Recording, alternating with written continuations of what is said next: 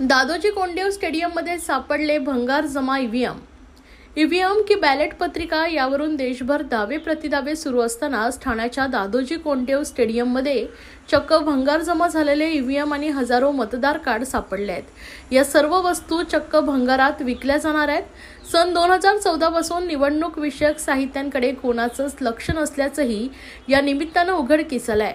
ठाण्यातील दादोजी कोंडदेव स्टेडियमच्या प्रेक्षक गॅलरीखाली काही रिकाम्या खोल्या आहेत।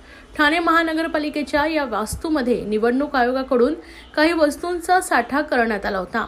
सन 2014 पासून साठा करून ठेवलेल्या या वस्तूंकडे कोणाचंही लक्ष नव्हतं। आज अचानक आठवण झाल्यानंतर निवडणूक अधिकाऱ्यांनी तलाठी, पोलीस, राजकीय पक्षांचे प्रतिनिधी यांच्या उपस्थितीत ही खोली उघडण्याचा प्रयत्न केला।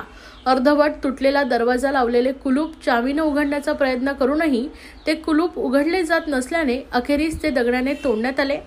सदर खोलीत प्रवेश केल्यानंतर आतमध्ये विजेची व्यवस्था नसल्याचं आढळून आलंय।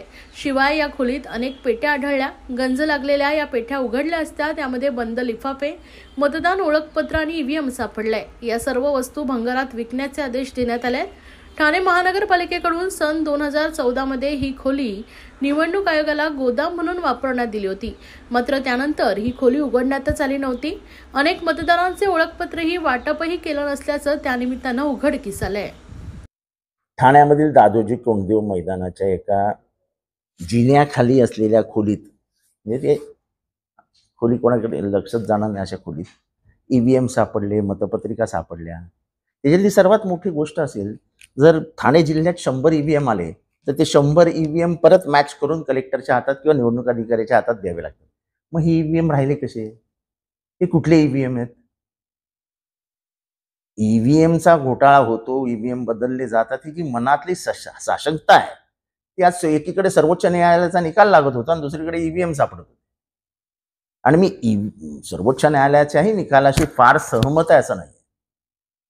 मला माझं मत कुठे गेलं हे कळलंच पाहिजे। माझ्या मनात शंका का राहावी?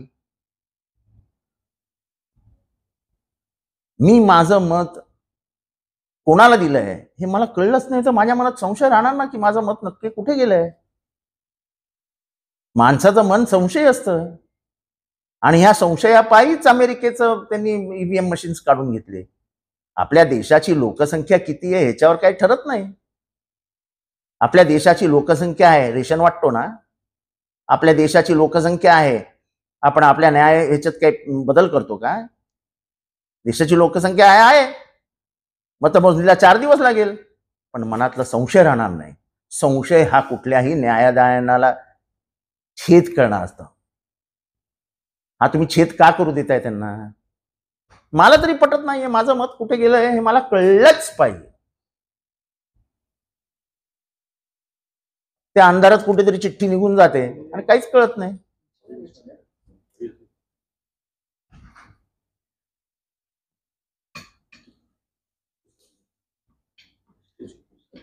तर याच्यामध्ये तरी यानंतर वापरण्यात येणार होत्या किंवा काय? आता ते देवाला माहिती। तक्रार करणार आहात का तुम्ही या संदर्भात? कशाला तक्रार करू? काय होतं इलेक्शन कमिशनकडे तक्रार करून? काय होतं पोलीस स्टेशनला तक्रार करून? इथे मला लॉरेन्स बिश्नोई गँगचा फोन आला, आजपर्यंत एकाही पोलीस अधिकाऱ्याचा फोन आला नाही। म्हणजे केवती गांभीर्याने बघतात ते बघा। ते सलमान खानच्या घरी फोन फायरिंग झालं तर सगळे जाऊन सलमान खानला भेटून आले, कारण का सलमान खान बरोबर फोटो निघू शकतो, माझ्यावर कोण फोटो काढणार आहे? ईव्हीएम मशीन सोबत जे इलेक्टर्स आहेत त्यांचे वोटर आयडी सुद्धा मिळाले। ते सगळं आता काम ज्याचं आहे त्यांनी करावं। मी लक्षात आणून देण्याचं काम केलेलं आहे। आता त्याला काय पाहिजे ते करावं, कारण का सांगून काय होतच नाही महाराष्ट्रामध्ये आजकाल। वरून आलंय, वरून। तो वरून कोण आहे तो शोधावा लागेल आता।